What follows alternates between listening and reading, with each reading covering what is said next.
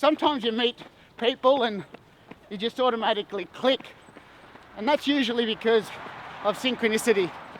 Let's talk about that after this sting.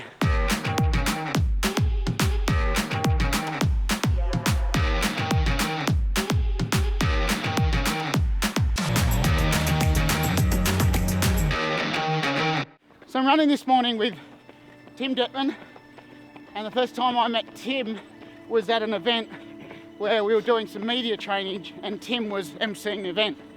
And I felt automatically this impact from him and how his business had, changed and modified. And that event was an event with a woman called Engler, who's, amazing at media and what she does and helps people with that. And, hashtag Meet the Press Masterclass.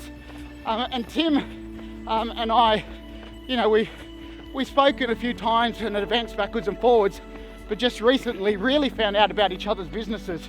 And it's interesting how both our businesses align, how we pioneered and how we've done things that are very similar but in very different industries.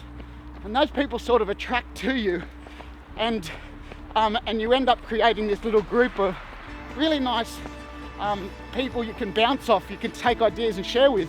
And just running this morning, we've been having chats about different things. And so we don't have to talk about property and physio, but we can talk about relationships and how things blend and meld, and how we all are in the same alignment. Do you want to say something? I've just put you on the spot about that. Yeah, absolutely. I think when you're doing something different, we've been running our business for 12 years, and there's times where we hit challenges, and the best thing to do when you hit a challenge is to find a friend and tell them about it. And so I'm really lucky to have some amazing business partners, and we chat from 5:30 in the morning till 8:30 at night sometimes if we need to. But it's also really nice to have that kinship with someone outside of your own business and outside of your own industry. So Ian and I had crossed paths and got along quite well previously, but just recently finding out a lot more about each other has brought our friendship a lot closer. And I think it's a really good lesson, that when you share something with someone, it's more likely that they can help you. And so if you keep everything to yourself, particularly if you work in a challenging environment or you're doing something a bit different, you're probably only making it harder for yourself. So things are very easy this morning. I think we've run 35 kilometres, haven't we, Ian? And I haven't noticed any of it so far. So this is a thing when you're out and about and you're having a chat and you're exercising and you've got someone alongside you, it makes it much easier to get out of bed.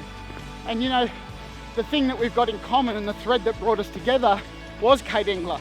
And the reason that you see Tim on TV shows talking about physio and his business and how it works, and the reason that you see us and Christine and I and Rebecca in the media is because we've got that one central person that's actually joined us and linked us. And there's some amazing people out there like Kate that bring groups of people together to create great outcomes, create this great community. And even, it gets used every now and then, but the word tribe, and how we're not really chiefs of our tribe, we're community members of it, and together the ability to be able to pick up a phone and say, hey, this is what I'm thinking, I'm feeling down, or hey, I just want to tell you about this great success that I just had, is always a great and wonderful thing. Connection drives us all, and having that connection is probably the most important thing that exercise promotes: connection.